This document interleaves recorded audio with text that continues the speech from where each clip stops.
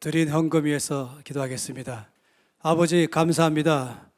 주 앞에 나올 때에 특히 이 집회 가운데에 주께서 베푸시려는 은혜를 믿음으로 받아들이고 감사로 주 앞에 나아갑니다. 또 간절한 소원을 가지고 나아갑니다. 주께서 예물과 함께 그 심령을 받아주시고 이 기간 동안에 하나님의 주시는 큰 은혜 가운데 머물게 하셔서 정말로 주의 뜻을 다 이루는 사람으로 살게 하여 주시옵소서. 이 두 번째 시간도 다시 한번 주 앞에 드리오니 성령께서 우리의 마음을 인도하시고 능력 주심으로 말씀을 알아듣고 살아갈 수 있도록 역사하여 주시옵소서. 주 예수 이름으로 기도합니다. 아멘. 사무엘상 17장 말씀을 이제 보겠습니다.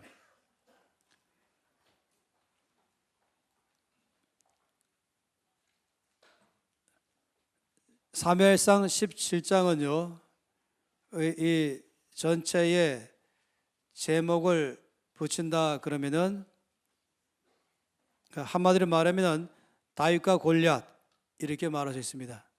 이 전체가 그 내용이죠. 다윗과 골리앗, 드디어 여기서 다윗과 골리앗이 만나는 장면이 나오는 것입니다. 이 17장은 또 다른 면으로 말한다면 이스라엘과 블레셋 사이에 전쟁이 있는 것입니다. 두 나라 간의 전쟁이 지금 벌어졌습니다. 그런데 그 전쟁이 벌어졌지만은 사실은 이 전쟁이 안 되고 있는 거예요. 왜냐하면 아주 일방적 우세 가운데 있었습니다. 블레셋 군대의 일방적 우세, 이스라엘 군대는 아예 싸울 의욕조차 없는 그런 전쟁입니다. 뭔가 나와 싸워야 이기거나 지거나 할 텐데 아예 싸울 의욕을 다 잊어버린 것이에요. 그래서 온 이스라엘 군대는 굴 속에 숨어가지고 나올 생각을 안 하는 것입니다. 이런 가운데서 이 싸움을 이제 일으키려고 하는 사람을 내보냈죠. 여러분 아신 것처럼 옛날에는 이 전쟁할 때마다 선봉장이 나옵니다. 양쪽에서 선봉장이 한 명씩 나와서는 이 선봉장들의 역할은 뭐냐면은 싸움 도두는 자다 이렇게 말해요. 시비를 걸면서 싸움을 이제 말로 막 싸우기 시작하죠. 그래가지고 먼저 상대방을 화내게 만들어버리는 자가 이기는 것입니다. 그다음부터 막 화가 나니까 막 달려들잖아요.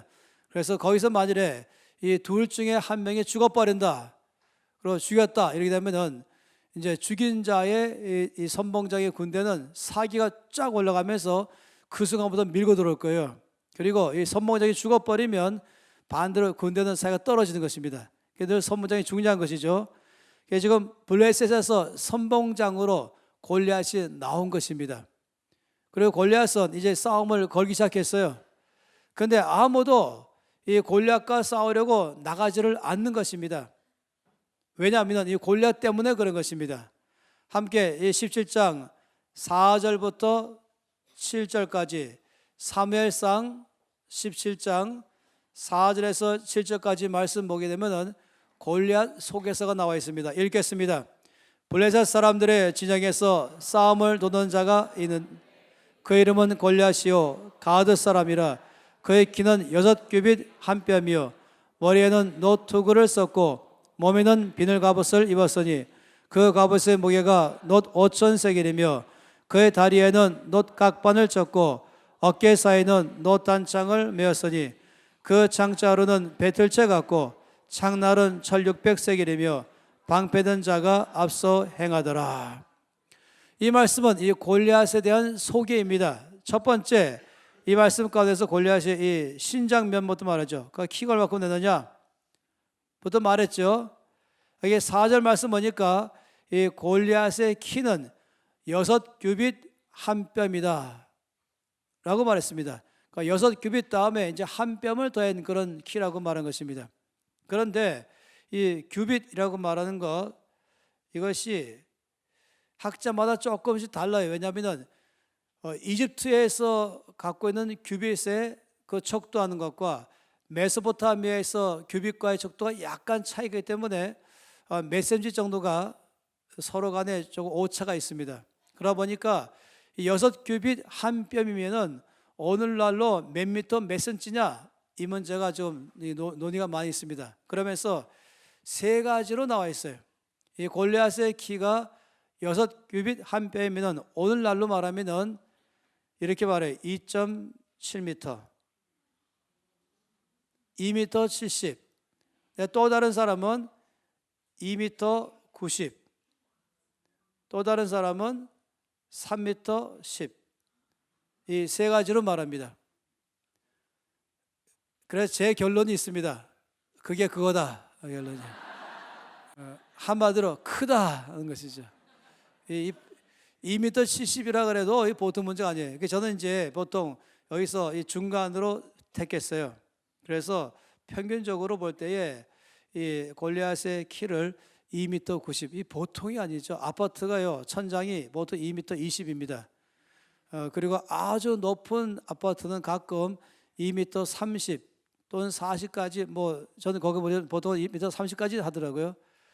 그렇게 해서 한 층의 높이인데 골리앗은 그런 데 가면 허리 구부러 있을 거예요. 그죠? 그 정도, 보통이 아닌 것입니다. 이게 지금 골리앗의 키죠. 저는 미국 친구 중에서 2m 넘는 친구 2명이 있습니다. 제가 그 친구를 만나면 늘 인사를 걸어요. 이렇게 걸죠. 쳐다보면서 거기 날씨 어떠냐 이렇게 물어봅니다. 뭔가 한 1도나 정도 차이가 나지 않을까, 한 2도나 이렇게 생각하는 것이에요. 두 번째, 여기 골리앗을 볼 때에 골리앗의 갑옷입니다. 이 갑옷은 비늘 갑옷이에요. 그건 뭐냐면은 이 갑옷을 만든 형태가 비늘이라는 거죠. 아시죠? 비늘처럼 이렇게 쭉 돼서 미끄러지게 되는 것입니다. 하나하나씩 해서 비늘처럼 만들어서 다 꾸민 거죠. 그런데 이 갑옷이 재질은 노시였습니다. 그 노스로 만든 갑옷인데 여기 5절 말씀 보니까 그 갑옷의 무게는 놋 5,000세겔이다 이렇게 말했어요. 그러니까 놋 5,000세겔은 몇 킬로일까? 얼마인지 아세요? 57kg입니다. 지금 제가 양복 입고 있잖아요. 이 양복 같은 옷을 입은 골리앗이 그 양복의 무게가 57kg. 우리가 이 마켓 가서 조금 무겁게 된 쌀을 갖고 가면 20kg입니다. 그것도 카트에 넣으려면 좀 무겁잖아요. 그런데 57kg, 거의 60kg짜리의 무게되는 옷을 그냥 갑옷을 입고 있는 사람이다. 입고 뛰는 사람이. 그러고서 어디 생각하세요? 2m 90에다가 57kg 무게의 갑옷을 입고 있고 또 한 가지 말하고 있어요. 이 창. 7절 말씀 보니까 창을 말했죠. 창자로는 배틀채 같다.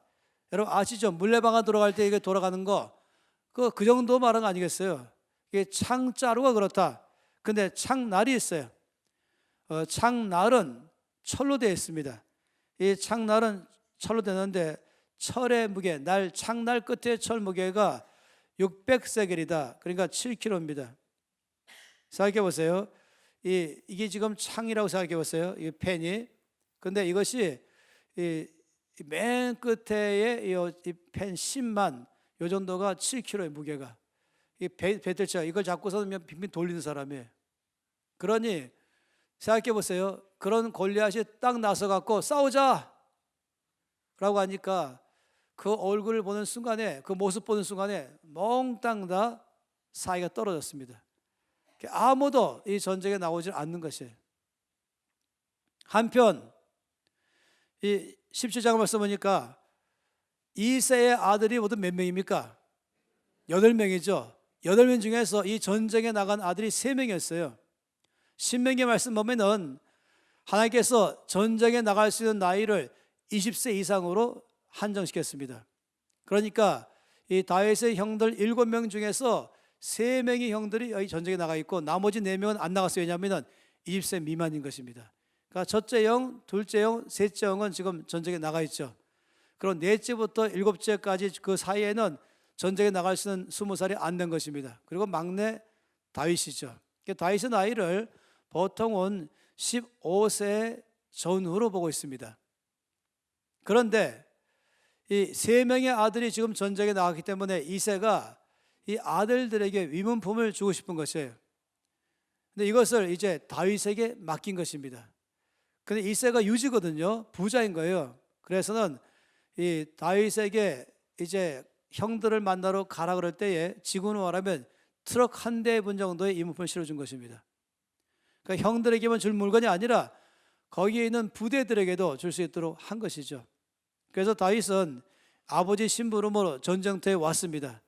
와봤더니 전쟁이 없는 거예요. 막 시끄럽고 난리 날 줄 알았더니 조용한 것입니다. 싸움이 끝났나? 그러는 게 그게 아니었죠. 바로 그러면서 형들을 만나고 있는데 바로 그때에 다시 골리앗이 또 나온 것입니다. 그리고 골리앗이 막 말한 것이에요. 여러분 생각해 보세요. 여러분이 골리앗이다 하면은 사명이 뭡니까? 싸워야 되는 거예요. 저 이스라엘 군대가 지금 나와서 싸우도록 하고 그래야 이기지 않겠습니까? 이것이 골리앗의 사명입니다. 그래서 싸움 도두는 자라고 말했죠. 그러면 골리앗이 어떻게 되겠습니까? 어떻게 싸울 수 있겠어요? 어떻게 하면 싸움 걸 수 있겠습니까? 욕을 하는 거죠. 골리앗이 전쟁에 나가기 전에 먼저 국어사전을 가지고 욕이란 욕은 다 수집했어요. 종이 한 장에다 다 적어놨어요. 이 세상에 있는 욕이란 욕은 다 적었어요. 그리고는 하나씩 퍼붓기 시작했어요. 그리고 상대방을 약 올리는 거죠. 막 뭐라 그러면서 말입니다. 별얘기 다 했지 않겠습니까? 그래도 꼼짝 안 하는 거예요. 그리고 욕을 퍼부어도. 그러니까 골리앗이 최후의 수단을 쓰기 시작했어요. 골리앗이 하면 이렇게 말했을 거예요. 내가 아무리 그래도 이방인이지만은 나도 예의가 있는 장수 아니냐? 아무리 욕을 퍼붓더라도 예의 있게 퍼부어야지. 한 가지만은 욕을 하지 않았어요. 그런데 도대체 모든 이 땅에 존재하는 욕은 다 퍼부어도 싸울 생각이 없으니까 마지막으로 나는 예의상 이것만은 욕하지 않겠다 했는데 할 수 없이 싸우기 위해서 내가 이제 이 욕을 할 수밖에 없다. 그게 뭐겠습니까?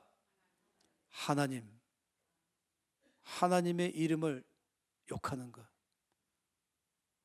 제가 한번 어떤 글을 봤는데 어떤 사람이 이렇게 말했어요. 자기가 아주 좁은 골목길로 가서 뭐 한 사람이 겨우 지나갈 만한 골목길로 가는데 깽이 앞에서 걸어오는 거예요. 깡패가 우락부락하고 막 문신 새겨 있고 막 귀걸이하고 있는 그런 깡패 말입니다.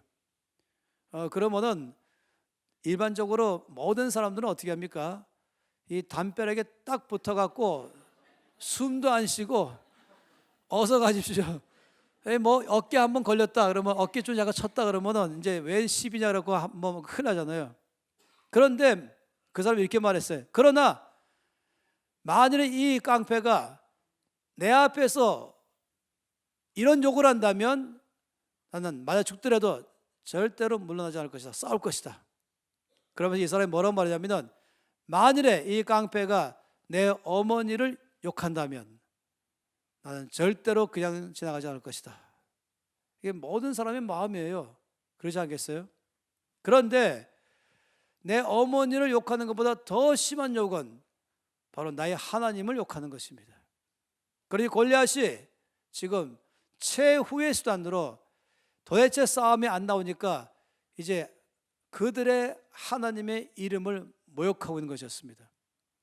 바로 그때 다윗이 그 말을 들었습니다. 근데 사울 왕은 이 싸우려고 아무도 안 하니까 어떻게 하냐면 상금을 내걸었습니다. 그 상금이 세 가지였어요. 하나는 많은 상금을 주겠다. 뭐 1억이든지 5억이든지 말입니다. 두 번째는 내 딸을 아내로 주겠다. 한마디로 말하면 나라의 2인자가 되는 것이죠. 세 번째는 세금을 면제하겠다. 부자에게는 중요한 소식인 것입니다. 그러니 웬만하면은 나서지 않겠습니까? 웬만큼 뭐 흔히 말하는 정승의 아들, 웬만큼 이 세력가들의 아들들은 어리더라도 무장하지 않겠어요? 그러니 내가 나가면 왕의 사위가 되고 상군도 받고 우리 집에 이 아버지 집에 모든 세금이 다 면제받고 그럼 나갈 만큼의 이 큰 매력이 있는 거 아니겠어요? 구미가 당기는 거 아니겠어요? 그런데 그래도 그렇지 저 골리앗을 어떻게 이겨? 뭐 죽으면 어떻게 받겠어요? 죽으면 아무리 좋은 상금이 뭔 소용이겠어요? 그렇기 때문에 아무도 나서지 않는 것이에요. 이럴 때에 다윗이 거기에 온 것입니다. 말씀을 좀 읽겠습니다. 사무엘상 17장 22절에서 27절입니다. 22절부터 27절 읽겠습니다. 다윗이 자기의 짐을 짐짓기는 자의 손에 맡기고 군대로 달려가서 형들에게 문안하고 그들과 말을 마침 블렛 사람의 싸움 도두는 가드 사람 골리앗이라 하는 자가 그 전열에서 나와서 전과 같은 말을 하매 다윗이 들으니라. 이스라엘 모든 사람이 그 사람을 보고 심히 두려워하여 그 앞에서 도망하며 이스라엘 사람들이 이르되 너희가 이 올라온 사람을 보았느냐? 참으로 이스라엘을 모욕하러 왔도다. 그를 죽이는 사람은 왕이 많은 재물로 부하게 하고 그의 딸을 그에게 주고 그 아버지의 집을 이스라엘 중에서 세금을 면제하게 하시리라. 다윗이 곁에 서 있는 사람들에게 말하여 이르되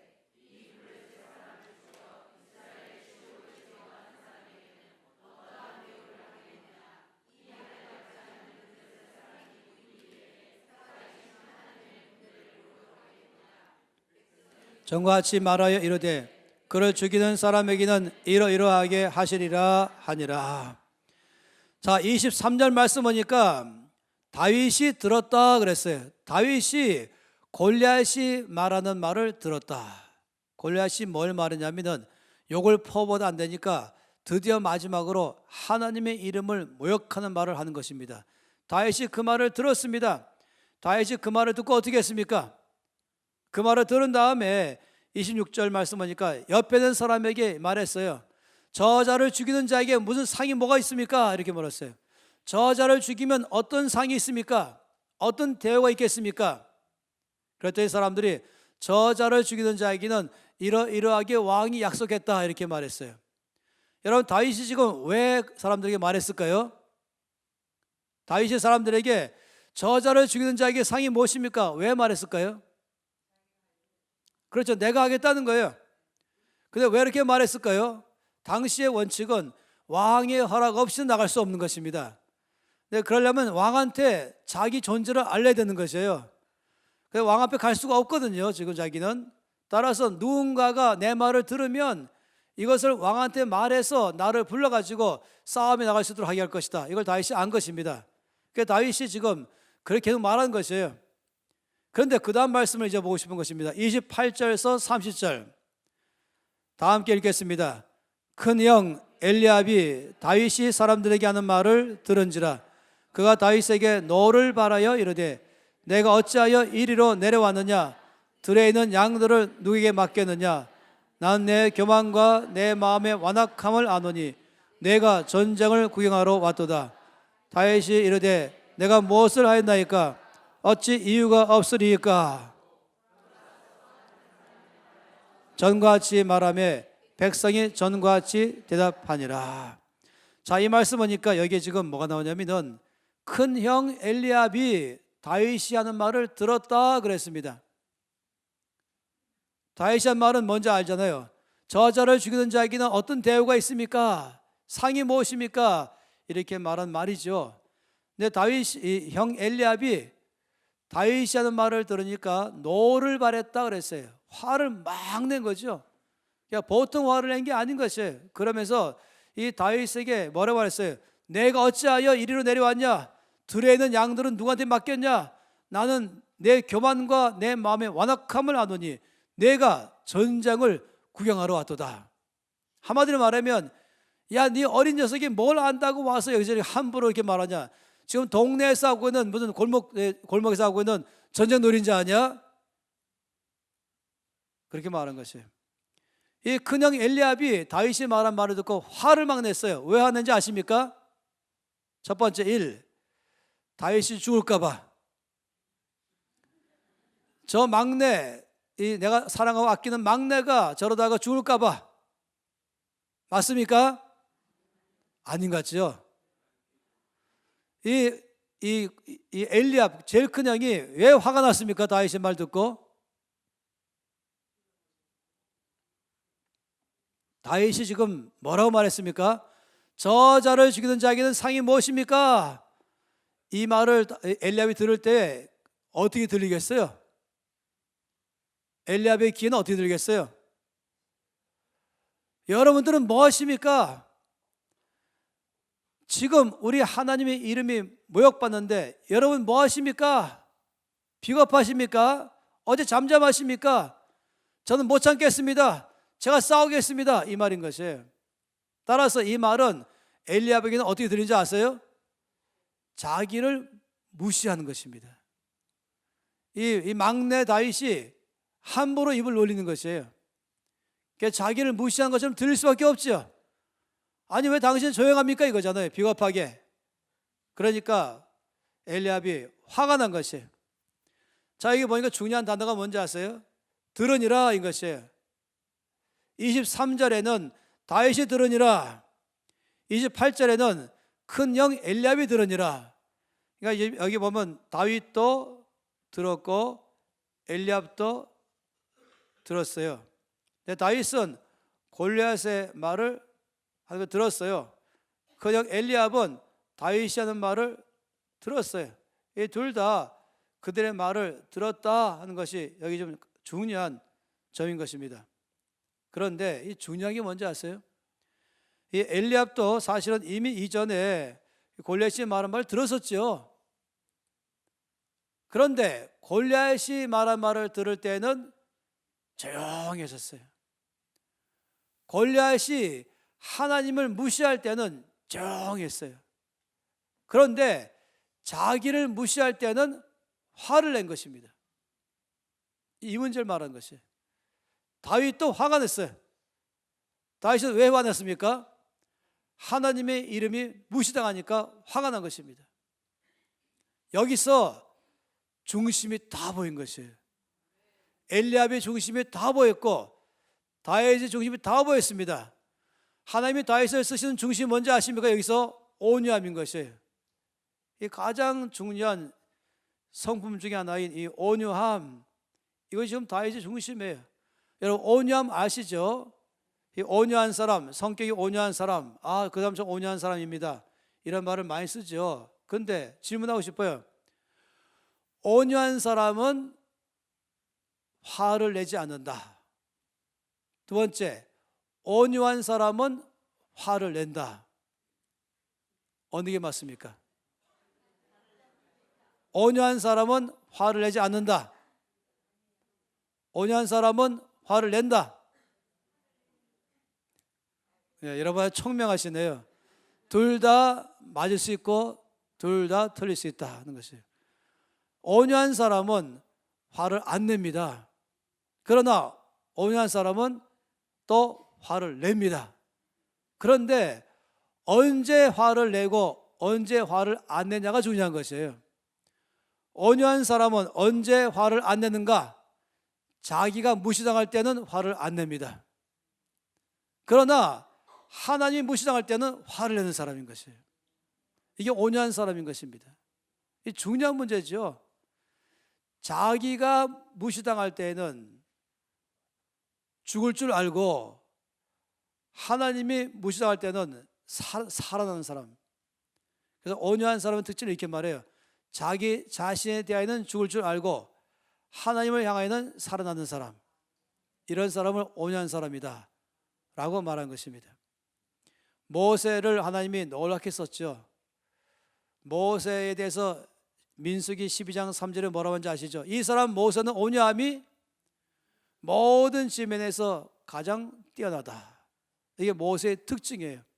하나님이 모세를 사용하신 이유가 있다면 모세의 온유함의 중심 때문이었습니다.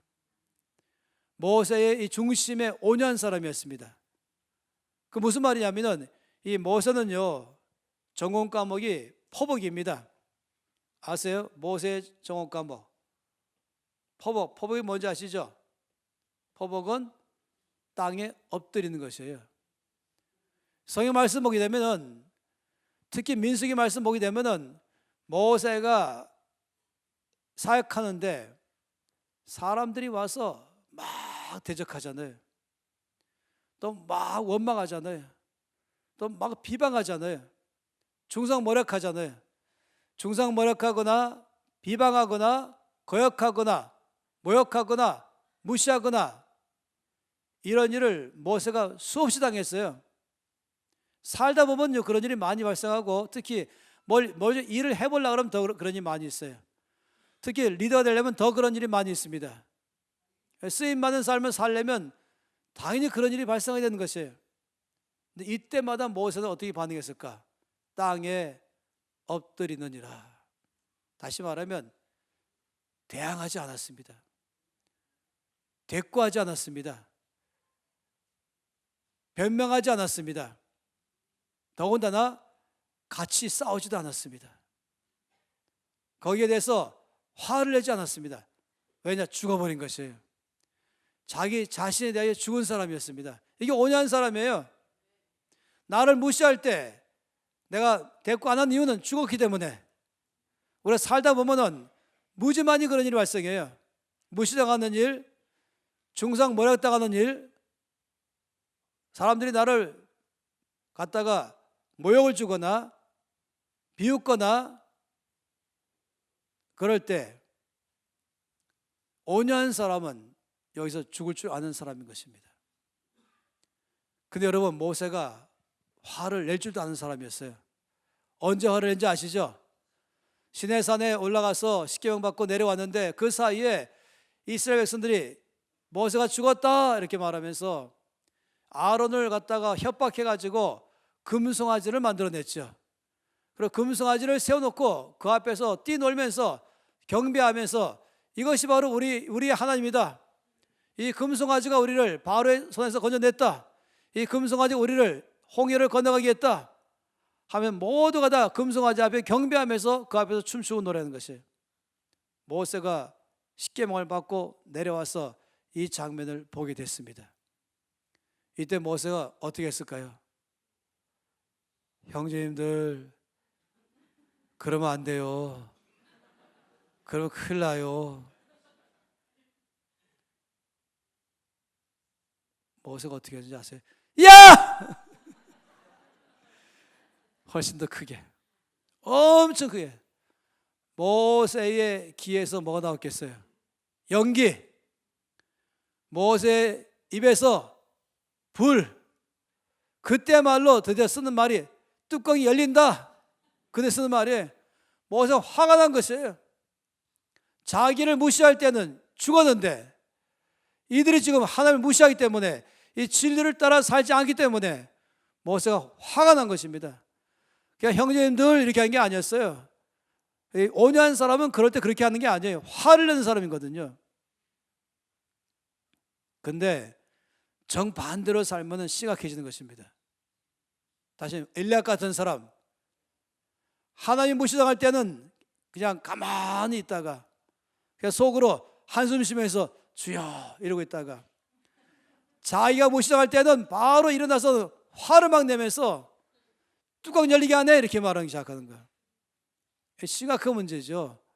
하나님께서 사무엘에게 너 엘리압 좋아하냐? 나는 이미 그를 버렸다. 벌써 이미 그 전부터 엘리압을 본 것이에요. 이 중심을 보신 것이에요. 이 중심에서 하나님의 쓰시는 사람의 중심은 온유한 사람인 것입니다. 저는 학교를 책임 맡은 일이 평생 있었는데요. 20대 이제 후반에 들어가면서 이제 학교를 책임맡게 됐어요. 교장을 하게 됐죠. 그러면서 학교를 운영하면서 제가 두 사람을 더 불러서 같이 일하도록 했어요. 같이 결정해서 할 수 있도록 흔히 많이 말하는 리더십 팀을 만들었죠. 뭐 당회를 하는 것처럼 마찬가지로 말입니다. 그래서 같이 결정해 나가는 거예요. 그러면서 제가 그 당시에 부산에 있었는데, 학교가 있었는데 시내에 볼일 보러 나갔다 왔어요. 갔다 와봤더니 이 두 명이 제가 나갔다 온 사이에 자기들끼리 모여서 결정해 버렸어요. 제가 그 말을 들은 순간에 기분이 팍 상했어요. 마음에서 막 화가 나기 시작했죠. 그때 하나님 저에게 말씀했어요. 너 왜 화내냐? 하나님, 제가 학교 책임자 아닙니까? 근데 제 없는 사이에 이 두 사람이 결정했어요. 이 사람 저를 무시하는 겁니다. 제가 지금 외국 갔다 왔습니까? 시내 갔다 왔는데 하나님 저를 무시해버리니까 제가 화가 나는 것입니다. 하나님 저에게 말씀하시기를 저들이 결정한 건 옳은 결정이었냐? 예, 결정은 옳은 결정이었습니다.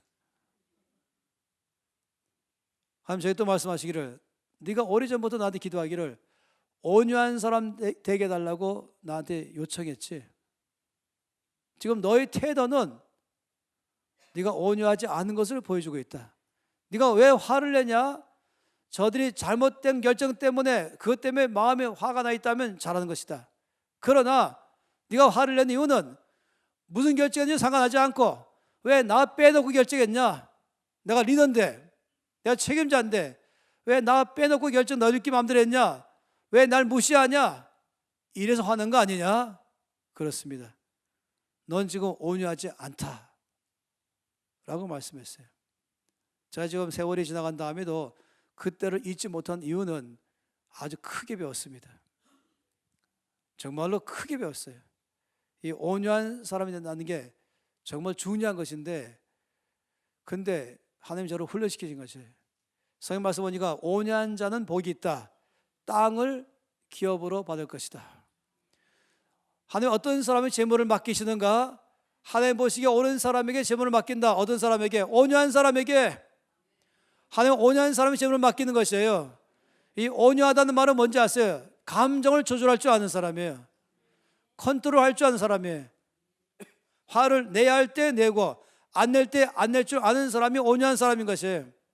근데 자기 감정을 억제하지 못하는 사람, 화를 다룰 줄 모르는 사람, 그 온유한 사람이 아닌 것입니다. 하나님 온유하지 않은 사람이 돈 안 맡겨요, 재물을. 왜 그런지 아십니까? 그러면 이 감정을 지하지 못한 사람은 욕심도 지하지 못해야 될 것이고 마몬에게 금방 끌려갈 것이고 충동 구매에 끌려갈 것이고 안 돼라고 말하고 아무리 이걸 갖고 싶어도 안 돼라고 말할 수 있는 돈을 다룰 줄 아는 사람 돼야 되죠. 왜 빚지는지 아십니까? 빚지는 이유는 온유하지 않아서 빚지는 것이에요. 다시 말하면 컨트롤 못하는 것이죠. 돈을 다룰 줄 알아야 되는 것이에요. 여러분이 이제 말씀 보면 보겠지만은 이 재물의 노예가 되지 않고 재물을 노예로 다룰 줄 알아야 하나님 앞에 쓰임 받는다. 하나님 그런 사람이 재물을 맡긴다. 그런데 그 말이 뭡니까? 재물의 노예가 된다. 이 말은 재물이 나를 다뤄버린 것이에요. 그게 바로 재물의 노예가 되지 않고 재물은 노예처럼 다룰 줄 안다. 이것은 다시 말하면 온유한 사람인 것입니다. 이 감정을 조절할 줄 아는 사람인 것입니다. 그러니까 돈을 마음대로 기분대로 쓰는 것이 아닌 것이에요. 이걸 다룰 줄 아는 사람이죠. 그러니까 돈 보고 말하기를 넌 거기 있어 라고 하는데 돈이 거꾸로 너는 이렇게 해 라고 돈에 명령할 수 있죠. 돈의 명령 받으면 충동 구매하는 것이에요. 욕심 갖고 사는 것이죠. 그러나 돈을 명령하는 사람은 돈을 다룰 줄 아는 사람인 것입니다. 그런 사람은 빚을 안 지는 것이죠. 그래서 제가 지금 오늘 오전 시간부터 말씀드린 이유가 저녁 시간에 대해서 여러분에게 말씀드리려고 하는 것이에요. 이 저녁에 지금 돈 다루는 법을 배우는데 하나님 어떤 사람의 돈을 맡기는가? 중심에 옳은 사람, 하나님 보시기에 옳은 사람, 어떤 사람, 온유한 사람. 전 몇 가지 앞으로 중심 말할 거예요. 첫째 가지 온유한 사람에게 맡기는 것입니다. 야생마 아시죠? 야생마를 못 하잖아요. 야생마는 길들여지지 않는 말인 것입니다. 그런 말을 갖다가는 낙상해갖고 다리 부러지거나 죽기도 하죠. 말이 제멋대로 뛰기 시작하니까 이 주인 말을 안 듣고 마음대로 하니까.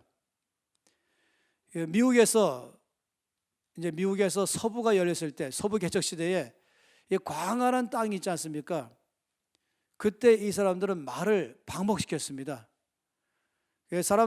여러 말을 좋은 튼튼한 말 그리고 큰 말, 잘 달리는 말 이런 말로 키우려면 방목해야 되는 거 아시죠? 마음대로 풀어가지고 사방으로 지 마음대로 뛰놀게 말을 만들어 놔야 말은 잘 자랍니다. 그러나 튼튼한 말이 되고 빠른 말이 될 것입니다. 그래서 그 당시에 미국 사람들은 이 어린 말에다가 말 밑에다가 거다가 전부 말 발급을 달았죠. 그래서 자기의 표시, 인장이잖아요. 그 말바꿈에 표시해놨어요. 그리고는 이 벌판에서 마음 놓고 뛰놀게 했어요. 그래서 이제 말이 점점 자라면서 튼튼하고 잘 달리는 말이 되고 힘센 말이 됐죠. 그럼 그 다음에 이제 이 말을 갖다 써야 되는 거예요. 근데 쓸 수가 없죠. 왜냐면 야생마니까. 그래서 야생마를 어떻게 길들여서 온순한 말로 만들 것인가? 잘 주인의 말을 잘 듣는 온순한 말로 만드는 방법이 무엇일까? 어떻게 아십니까? 이 야생마를 이 계곡, 이 상류로 올라갑니다. 이 물이 흘러오는 계곡, 어떤 물이 그냥 흐르는 게 아니라 막 각도가 심한 그런 이 계곡입니다. 거기에 상류로 가서 그 야생마를 물속에 집어넣어 버리는 거예요. 그러면 굉장히 물살이 세잖아요. 그리고 물살이 세면서 물이 막 휘어가면서 가잖아요. 그러면 이 말들은 그 물속에 빠져가지고는 자기 몸을 똑바로 세우려고 무지애를 쓰는 거예요. 애를 써도 물이 힘이 얼마나 강하니까 그냥 밀어버린 것이죠. 이쪽으로 밀려가다가 잘못하면 바위 부딪히지 않으려고 또 애를 쓰고, 그러면서 이 말은 계속 이 물살에다가 막 각도가 있는 이 물살에서 살아남으려고 애를 쓰기 시작해요. 그러면서 상류에서 중류로 하루를 딱 내려왔을 때는 말이 온순한 말로 바뀌는 것이에요. 자기 마음대로, 자기 성질대로 뛰는 말이 아니라 주인이 시키는 대로 가, 서 이럴 때마다 잘 듣는 말로 바뀌는 것이에요. 이것이 바로 야생마 길들이는 방법인 것입니다. 제가 이 말씀을 왜 드리냐면, 하나님은 우리 모두가 다 온유한 사람 되기를 원하십니다. 다시 말하면 자기 감정을 컨트롤할 줄 알며 하나님이 명령하실 때 예라고 말할 줄 아는 사람 되기를 바라는 것인데, 자기 욕심대로, 자기 갖고 있는 정욕대로, 자기 생각대로 막 움직이면서 제멋대로 사는 사람이 제일 큰 문제가 뭔지 아십니까? 왜 이렇게 나는 내 몸이 말 안 들을까? 왜 내 몸만 야생마 같을까? 하나님의 말씀에 순종하기보다는 내 욕심대로 갔는데 너무 익숙해 있는 나 자신. 그러니까 한마디로 말하면 길들여지지 아니하는 야생마 같은 사람인 것입니다. 그래서 선생님께 붙들어야 되는데 붙들리지 않는 거예요. 그러면 하나님께서 여러분 모두를 쓰기 위해서 중심에 온유한 사람, 잘 길들여진 말 되도록 하기 위해서 어떻게 하시겠습니까? 여러분을 상류로 모시고 갑니다. 그리고 아주 물살 센 강 속으로 집어넣어 버리는 것이에요. 환란의 연속입니다. 사람이라는 물살, 환경이라는 것, 그 다음에 사건, 사람이 나를 몰아가죠. 환경이 나를 몰아가죠. 그래서 저는 많은 사람 만나봤잖아요. 그러면은 정말 환란 속에 사는 사람, 그런 사람은 이렇게 생각해요. 하나님은 나를 미워하시나? 왜 나만 이렇게 환란 속에 살게 하실까? 나를 아주 심하게 나를 사기치거나 나를 욕하거나 나를 마음을 박박 끄는 사람들을 만나게 해가지고 아주 심한 고생하게 하시고, 또 어떤 때는 사건도 터지게 하시고, 또 어떤 경우는 어떤 환경 속에서 도저히 풀리지 않는 환경 속에 나를 그 안으로 밀어넣기도 하시고, 그래서 무지 고생을 많이 한 사람들 만날 때 제가 100명 몽땅 다 공통점을 발견했습니다. 모두 다 세다. 다 센 사람들이에요. 그런데 또 한 가지 발견했어요. 하나님이 이 사람을 모두 다 쓰고 싶어 하신다. 이 아주 센데 하나님은 쓰고 싶은 거예요. 온유한 사람에 대하여 쓰실 것인데, 이 온유한 사람이 아니거든요. 막 지멋대로 화를 막 내고 성질대로 살고. 그러니까 하나님께서 그 사람들을 물살이 센 상류 속으로 밀어 넣으신 것입니다. 이 눈치를 좀 채시면 좋겠어요. 지금 내가 하나님의 은혜 가운데 있구나. 그러니까 지금 여기서 내가 지금 빨리 벗어날 수 있는 길은 항복하는 거다. 내가 이 온유한 사람 되는 것으로 항복하는 거다. 할렐루야. 어느 부흥회에서 부흥 강사님이 여러분 모두는 성도님들을 잘 섬기는 사람이 되어야 됩니다. 마치 이 입구에 들어올 때 신발 떨개처럼 돼야 됩니다. 여러분 신발 떨개 알잖아요. 먼지 다 털어내고 진흙 털면서 이제 이 건물 안에 들어오게 신발 떨개. 여러분 모든 성도님들의 신발 떨개가 되십시오. 여러분을 밟고 가면서 성도님들이 정말로 편하게 살 수 있도록 성도를 섬긴 사람 되시기 바랍니다. 그럴 때 온 교인들이 다 은혜 받았어요. 그런 전심으로 기도하기 시작했죠. 한 집사님도 너무 은혜 받아가지고 아예 복도로 나와서 기도하기 시작했어요. 이렇게 넓은 복도, 여기 이런 복도겠죠. 근데 예배 끝나도 다 가도 이 집사님은 전심으로 주여 제가 신발 떨기가 되기를 원합니다. 온 성도들이 저를 다 먼지를 떨고 갈 수 있도록 저를 써 주시옵소서. 그래서 성도들이 가면서 좁은 골목에 이 집사님이 기도하고 있으니까 가다 보니까 어쩔 수 없이 발을 치게 되죠. 또 무릎을 건드리거나 기도하는데 툭 건드리고 또 건드리고 어떤 사람 가면서 나의 발을 콱 밟아버리고 참다 보다 이 집사님이 벌컥 화를 냈어요. 어디 화내는지 아시죠? 내가 신발 떨개냐?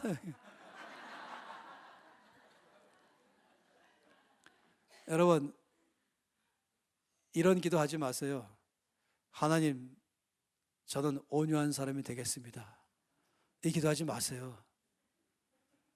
그러면은 즉각 응답하기 시작하십니다. 그리고는 이 집사님처럼 그렇게 하지 마세요. 온유한 사람이 되겠습니다. 그러면은 한마디로 말하면 성령께 잘 붙들림받은 된 사람이 되겠습니다. 그것인데 그러려면 내 성질대로 살지 않고 내 욕심대로 살지 않고 내 방식대로 살지 않고 하나님의 말씀하실 대로 살아가려면 아주 온순한 성령께 매인받은 사람이 돼야 되는데 그러면 그 다음 날부터 주께서는 바로 나보다 센 사람을 만나게 하십니다. 그래야 깎이니까. 나보다 약한 사람 만나면 안 되고 나보다 센 사람 만나야 깎이는 거예요. 교회에서 저 성도 꼴 보기 싫어서 나는 교회 옮기겠다. 그러면 여러분 아세요? 더 센 놈 만난다. 아시죠? 그 사람은 거기서 결판 내지 않으면요 다음에 더 큰 문제 발생합니다. 결판 내는 건 뭔지 아시죠? 내가 죽는 거예요. 나보고 죽으라고 하시는구나. 온유한 자가 되기를 위해서는 내 성질에 대해서 죽으라고 말씀하시는구나. 여러분 제가요 그때 온유한 사람이었다면은 제가 갔다 온 사이에 두 명이 결정했을 때에 대해서 제가 온유한 사람이었다면 제가 어떻게 되는지 아십니까? 어떻게 반응이 될까요? 제가 화를 내야 됩니다. 두 사람 일로 오세요. 그래서 제가 뭘 화내냐? 왜 어째 나 없이 결정했습니까? 왜 나를 무시합니까? 내가 리더인데 이것 때문에 화를 내는 것이 아니라 여러분 성경 말씀의 원칙에 의하면 권위자를 무시하는 것은 여러분 하나님 나라의 원칙을 너무 모르는 것입니다.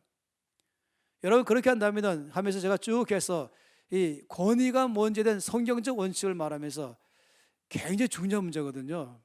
이 권위를 아는 것은 하나님의 통로를 아는 것이고 하나님의 길을 아는 것이에요. 근데 이 권위를 모르는 사람은 막 대놓고 말하는 것이에요. 그래서 저는 영적 권위라는 책까지 쓸 정도로 이게 너무나 중요해서 이 나라의 교회와 사회가 너무나 이 권위를 아래일 필요가 있어갖고 성경적 원칙을 적은 것입니다. 가정 안에서, 교회 안에서, 직장에서 거기에 권위를 제대로 쓸 줄 알아야 되고 또 권위 앞에 올바르게 반응할 줄 알아야 되고 그러면 하나님 축복이 흘러갈 것입니다. 그렇기 때문에 중요한 문제죠. 그래서 저는 정말 온유한 사람이라면 제가 이 두 사람을 불러놓고 성경에서 말하는 영적 권위의 원칙이 무엇인가를 차근차근 가르쳐서 따끔하게 가르쳐서 다음부터는 이렇게 하지 마십시오 하면서 이 문제는 나의 문제가 아니라 이 문제는 여러분과 하나님과의 사이에서 문제가 발생하는 것입니다. 이거를 가르쳐줘야 되는 것이에요. 그러면 그 사람들은요 정신 바짝 차릴 거예요. 그 사람들은 저분을 다시는 무시하지 말아야겠다 이게 아니죠. 하나님의 말씀대로 살아야겠구나 이거죠. 근데 많은 사람들은 그렇게 안 하잖아요. 화를 막 내는 이유가 자기 때문에 화를 내는 것입니다.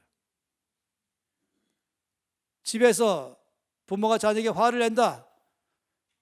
자기가 원하는 대로 안 되니까 화를 낸다. 직장에서 화를 낸다.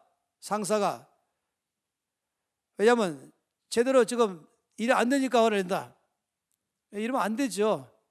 더 중요한 사실은 뭐냐면은 정말로 거기 안에서 원칙이 잘 통하고 있는가, 이 문제 가지고 해야 되는 것이에요. 그래서 우리가 하나님 나라 안에서 하나님께서 어떤 사람에게 쓰시는가 말할 때에 온유한 사람을 쓰신다라고 말씀하십니다. 모세는 바로 그런 온유한 사람이었어요. 그러니까 하나님 그 중심을 보시고 하나님의 나라 일을 맡기신 것입니다. 가장 온유하신 분 누군지 아시죠? 예수님이십니다. 마태복음 11장 말씀에 나는 마음이 온유하고 겸손하니 내 멍에를 메고 내게 배우라. 여기 재밌어요. 나의 멍에를 메고 내게 배우라. 나의 온유함을 배우라. 나의 겸손을 배우라 하면서 예수께서 나의 멍에를 메고 배우라. 왠지 아십니까? 그것은 예수님께서 계신 근동의 이스라엘이잖아요. 이스라엘은 멍에가 2개예요. 이 소가 2마리가 멍에를 메고 밭을 가는 것이에요. 그래서 한쪽에 예수님이 멍에고 한쪽에 나의 멍에, 이렇게 밭을 가는 것입니다. 여러분, 송아지 알지 않습니까? 송아지를 망아지라고 말하죠. 왜냐하면 이 송아지는 제멋대로인 거예요. 근데 이제 밭을 갈아야 되잖아요. 이 주인이 이래 할 때마다 섰다 갔다 하면서 해야 되는데, 만일에 소가 이 멍에를 메고 밭을 가는데 자기 마음대로 왔다 갔다 하기 시작하면 밭은 못 갈아지는 것입니다. 그래서 멍에를 메고 밭을 갈 때 소는 놀랍게도 똑바르게 잘 가는 거예요. 아주 일직선을 쫙 가면서 멍에를 메고 잘 가는 거예요. 다시 말하면 온유한 소가 된 것입니다. 주인에 의해서 말을 잘 듣는, 자기가 원하는 대로 가지 않고 자기 혈기대로 살지 않고 하나님의 뜻대로 살고 있는 그런 온유한 사람이잖아요. 그런데 이 망아지를 어떻게 잘 길들인 소로 만들 것인가? 아까 제가 지금 말씀드린 이 야생마했잖아요. 야생마는 계곡에 집어넣는다. 그럼 망아지는 어떻게 할 것인가? 망아지는 재밌게도 어미소와 함께 멍에를 메게 만들어버린 것이에요. 여기 멍에가 한쪽에는 엄마 멍에고 하나는 망아지 멍에인 것이에요. 그러면 어디인지 아시죠? 이제 밭을 가는데 이 망아지는 익숙하지 않은 거예요. 멍에 매는 게. 그러니까 막 갑갑하고 딴 데 가고 싶은 거예요. 근데 어떻습니까? 절대 못합니다. 왜냐하면 이 어미소가 힘이 압도이기 때문에 이미 잘 길들여진 어미소는 그대로 가면은 이 망아지는 이 목에 딱 걸렸는데 못 가는 거예요. 어쩔 수 없이 이 엄마 소가 가는 대로 끌려가는 것입니다. 이러는 동안에 드디어 이 망아지도 잘 길들여진 소로 바뀌는 것입니다. 그래서 예수님께서 나는 마음이 온유하고 내 멍에를 메고 나에게 배우라 라고 말씀을 하는 것입니다. 그래서 우리가 오늘 이제 이 끝나면서 주님, 저는 중심에 온유한 사람 되기를 원합니다 하시면 둘 중에 하나 들어가는 거예요. 계곡에 빠지든지 아니면은 이제 이 예수님에게 딱 묶여가지고 예수님이 끌 때마다 아주 가깝아지면 배워나가거나 그런 일이 일어나게 될 것입니다. 이사야서 53장 말씀 보면은 예수님에 대해서 잘 설명하고 있죠. 이렇게 말했어요. 그는 죽음으로 가는 양처럼, 그리고 털 깎으러 가는 양처럼 잠잠하였도다. 여러분, 양이 죽으러 갈 때 조용해요. 죽을 때. 양이 털 깎을 때 조용해요. 저는 이 뉴질랜드에서 1년간 살았었습니다. 물론 호주는 자주 갔었고요. 그 세계에서 양이 제일 많은 나라잖아요. 어느 장로님, 제가 잘 아는 그 뉴질랜드 장로님 부부가 하루는 저를 초청했어요. 잔치가 있답니다. 갔더니 이 사람은 양 치는 사람이에요. 이 사람의 양 목장은 400만 평입니다. 400만 평 그러면은 눈에 안 보여요. 공중에서 비행기로 찍어야 됩니다. 그런 데서 양 치는 목장의 목동이죠. 그런데 이런 사람들이 잔치는 언제인지 아십니까? 농사꾼의 잔치 추수한 날입니다. 양치는 사람들의 잔치날은 양털 깎는 날입니다. 그래서 저를 거기 초청했어요. 그래서 저한테 양털 깎는 것도 다 보여주고 또 그 옆에 식사했었죠. 잔치하면서. 그래서 선생님 처음으로 양털 깎는 걸 봤어요. 양이, 여러분 양 알지 않습니까? 양이 얼마나 이렇게 두툼하잖아요. 그런데 털 다 꺾인 양을 봤어요. 털을 싹 깎은 양, 그 다음에 그 털 다 깎으면은 언덕에서 미끄럼틀 같은 데가 털 다 깎은 양을 쓱 내면 쭉 미끄러 내려가면서 바로 초장으로 가버린 것입니다. 그러니까 제가 그 양이 처음에 왔고 털을 다 깎은 양을 딱 보는 순간에 제가 충격받았어요. 그 모습 때문에. 그래서 그 순간에 제가 한국 사람으로서 이 똑같은 털 다 깎은 양 같은 모습이 머릿속에 딱 떠오른 게 있었어요. 뭔지 아십니까? 털 다 뽑힌 닭. 아시죠? 시장에 가보면 있을 거예요. 다시 말하면 털 깎는다 이 말이 뭐겠습니까? 그 양이 이렇게 아주 우아한 양인데 그 털을 다 깎아 놓으니까 이 털 다 뽑힌 닭처럼 보기 흉하다니까요. 뭐 강아지만 해요. 요만하게 됐어요. 조그만했어요. 그래서 쭉 나가는 거죠. 성경에서 예수님의 오념을 말씀할 때에 그는 털 깎으러가는 양처럼 잠잠하였도다. 이 털 깎인다 이게 뭐겠어요? 무시당한다. 내 멋있는 털 다 깎여 나가는 거. 그래서 이 안에 있는 거 딱 보이게 하는 거. 내가 무시당하는 거예요. 나의 권리가 박탈당한다. 모욕을 당한다. 나에 대해서 중상모략한다. 나를 뒤에서 비방한다. 하지 않았던 말을 했다고 말한다. 그리고 내 앞에서 나를 거역한다. 다 포함해서 한마디로 말하면 털 깎는다 이것입니다. 예수님은 그런 분이셨죠. 사람들이 예수님을 욕하고 저주하고 거짓 맹세하고 무시하고 주먹으로 때리고 침뱉고 채찍을 치고 이런 일을 예수님께 했습니다. 하지도 않으신 말씀을 거짓 증인들을 세워서 했다 쳐가지고 사형에 해당한다 이렇게 말하기도 하고. 그때 예수님 반응이 뭔지 아십니까? 잠잠하셨습니다. 예수님 당신이 무시당할 때 잠잠했어요. 다시 말하면 죽었습니다. 나 자신에 대하여는 죽는다. 이게 바로 예수님의 온유함인 것입니다. 그런데 예수님께서 화를 내실 때가 있었어요. 성전 안에 갔더니 성전 안에서 비둘기 팔고 있고 돈 받고 있고 장사하고 있잖아요. 원래 그건 성전 바깥에서 꺼내야 되거든요. 그런데 사람들이 거기 와서 비로소 비둘기 사거나 거기 와서 지금 성전에 내는 돈은 또 돈이 달라요. 그러니까 일반 시중 돈이 안 되기 때문에 바꿔야 되는 거예요. 이걸 바깥에서 안 하고 안에서 하니까 또 장사하는 거예요. 그 안에서 사람들이 아예 이걸 먹고 살고 있는 것이에요. 예수님 어떻게 했습니까? 온유하신 예수님 어떻게 했어요? 형제들아 나갔으면 좋겠다. 여기 그런 곳이 아니지. 그렇게 말씀 안 하셨죠. 화를 내셨어요. 채찍을 들고 상을 들러 엎으면서 쫓아내기 시작했어요. 그때는 화가 나신 것이죠. 소리 높이신 것이에요. 예수님 안에서 절대 보던 모습이었어요. 이게 바로 온유함인 것입니다. 하나님이 무시당할 때, 진리가 땅에 들어있을 때는 화를 내기 시작하는 것.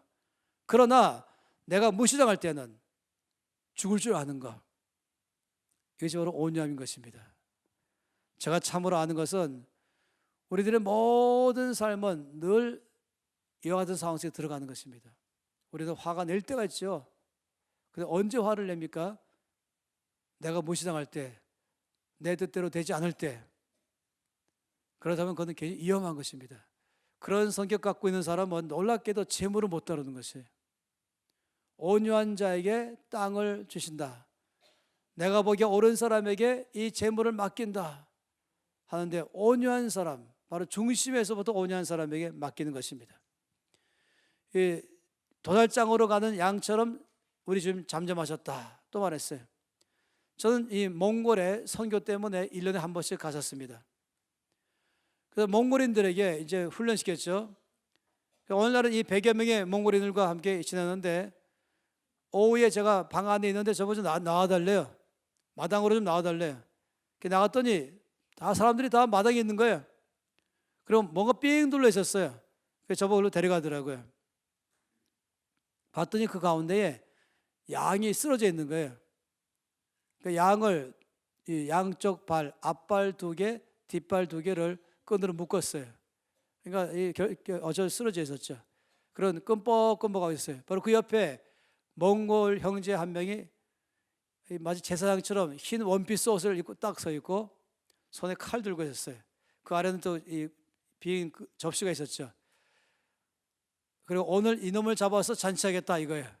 그래서 저보고 아마도 한 번도 이 장면을 본 적이 없으실 것 같아서 구경하시라고 저보고 오라 그런 것이었습니다. 제가 봤죠. 근데 이제 이 형제가 양을 잡을 때는 사실 고통을 빨리 끝내게 되잖아요. 그러니까 이 동맥줄을 빨리 끊어가지고 피를 빨리 쏟아내면 죽어버리니까 이게 실력이죠. 그게 이제 양을 잡는 거예요. 양이 이제 이 동맥줄을 칼로 베어버리고 피를 갖다 쏟아내는 것입니다. 제가 그때 양을 쭉 봤어요. 그 양이 얼마나 고통스럽겠어요. 그런데 소리를 한마디도 내지 않아요. 너무 아프니까 제가 보니까 다리를 부르르 떨더라고요. 그 외에는 조용하게 죽어가는 것이에요. 저는 바로 그 순간에 제가 강원도에 4년간 어릴 때 살았었는데 7살부터 11살까지 그때 제 마을의 장면을 제가 떠올리게 됐습니다. 바로 그 순간의 말입니다. 제가 살던 강원도 거기는 산골짜기는 마을이 일자 마을이었어요. 여기에 이제 이 집들이 쭉 여기 있었죠. 여기 집들이 여기 있는 거예요. 여기 가게도 있고 이렇게 집들이 이렇게 돼 있었죠. 그러면서 여기에 주로 가게들 중심으로 있으면서 여기에 집이 있는 아주 특이한 마을이었어요. 그리고 이제 저희 집은 여기 이제 얕은 개천이 있었고요. 저희 집은 이 개천 건너편 여기 있었습니다. 그런데 이 마을 맨 끝에 여기에 맨 끝에 여기에는 흔히 말하면 도살장이 있었어요. 짐승 잡는 곳. 이 마을의 모든 잔치는 다 거기 가서 짐승 잡아서 하는 것입니다. 이게 좀 긴 마을이거든요. 그런데 어느 날 딱 되면은 또 한 마리 죽는구나. 이렇게 먼데도 여기까지 다 들리는 거예요, 소리가. 오늘 한 명 죽는구나. 뭔지 아십니까? 뭐 죽고 있을까요? 뭐 잡는 날이에요? 돼지 잡는 날. 돼지 잡는 날. 돼지가 어떻게 합니까? 돼지가 소리 질 때 뭐라고 말해요? 돼지 멱단다. 아이고, 여러분 들어보셨어요? 돼지가요 얼마나 큰 소리로 멱다는 소리로 동네 사람들 나 죽어요, 나 죽소. 오죽하면 제일 마을 끝에 있는 저희 집까지 다 들릴까. 이게 돼지입니다. 자기에게 뭐 일이 일어나면 난리 난 사람, 카톡 보내고 메일 보내고 전화 걸면서 난리 난 사람, 나 죽소 하면서 난리 피는 거예요. 온유하지 않은 사람의 특징입니다. 자기 자신에 대해서는 살아나는 거예요. 자기를 무시하니까, 상처를 입히니까, 막 화가 나니까 사방에 다 말한 거죠. 근데 양은 소리 하나 내지 않았어요. 그래서 이사야서 54장 말씀에 예수님을 도살장으로 끌려가는 양처럼 침묵 속에 계셨다. 털 깎으러 가는 양처럼 잠잠하셨다. 그러니까 나를 깎아버리고 나를 무시할 때 그때 예수님은 잠잠하셨다. 이 온유함 말하는 것입니다. 하나님께서 온유한 사람을 사용하십니다. 하나님 보시기에 중심에서부터 온유한 사람, 자기 자신에 대한 죽을 줄 알며 하나님께 대한 살아날 줄 아는 사람, 하나님은 그런 사람 통해 일하는 것이, 말씀드렸죠. 이것이 재물과 무슨 관계가 있는가? 그렇게 할 줄 아는 사람, 이 자기를 잘 컨트롤할 줄 아는 사람, 자기 감정을 잘 추스릴 줄 아는 사람, 화를 내야 할 때와 내지 않을 때를 잘 아는 사람, 자기 자신 욕심에 대해서 죽고 자기 자신에 죽을 줄 아는 사람, 그러나 주님의 뜻을 향해서 살아날 줄 아는 사람, 이게 바로 온유한 사람인데, 그런 사람은 재물도 다룰 줄 아는 것입니다. 그래서 재물을 올바르게 쓸 줄 아는 것입니다. 제가 어떤 데는요, 제가 지금 이 자리에서 빌어서 여러분에 감사드린 것은, 이 장소를 여러분의 교회에서 저희들이 훈련할 수 있도록 매주 토요일 날 장소를 빌려주잖아요. 여기에 500명이 앉아 훈련 받습니다. 매주 토요일마다 아침부터 밤까지만 해요. 여러분 아시는 분 아실 거예요. 그러다 보니까 또 난리 나잖아요. 나가면 뭐 공간 다 쓰잖아요. 500명이니까 소그룹 60개 그룹이 있고, 웬만한 방도 다 차지하고 있고, 식당 다 차지하고 있고, 화장실 다 쓰고 있고, 얼마나 감사한지 모르겠어요. 목사님하고 여러분들이 일을 장로님들이 특별히 허락하셔서 저희들이 이 건물을 쓰고, 또 지하 주차가 있기 때문에 가능한 것입니다. 어떤 사람은 부산에서, 어떤 사람은 대구에서, 어떤 사람은 광주에서, 목포에서, 나주에서, 이런 사람들은 아무 말도 못해요. 왜냐하면 제주도에서 날라오니까. 제주 사람 아무 말 못해요. 미국에서 날라오니까. 어떤 사람 미국에서 토요일만 위해서 아예 시간 3개월 내버리고 온 사람이 있어요. 청도에 사는, 중국 청도에 사는 사람은 금요일 날 왔다가 토요일 날 강의 끝나고 주일날 다시 돌아가요. 사업 때문에. 그러니까 이 정도로 열심히 내면서 하는데, 그러다 보니까 이 장소가 중요한 거예요. 이만큼 좋은 장소 어디 있습니까? 그리고 500명이 앉아도 다 보이는 거예요, 여기서. 그래서 정말 여러분 너무 고맙습니다. 김민진 간사님이 저한테 어젯밤에 카톡 보내면서 꼭 감사하다고 좀 전해 달라고 말했어요. 장로님들께 말입니다. 그런데 제가 말씀드린 것은, 그 학교 안에 중에서 이 왕의 제정학교가 있어요. 재물만 다룬 학교이죠. 여러분이 받고는 이 저녁에 이 강의, 이 저녁 강의만 50시간 동안에 저하고 김민진 간사 두 사람이 나눠서 강의하고 있습니다. 이 오전 강의는 또 지금 따로 하는 이 지도력 학교인데, 이것도 한 50시간 이상 따로 내고 있습니다. 그러면서 거기서 이 재정을 다루는 데서 중요한 게 뭐냐?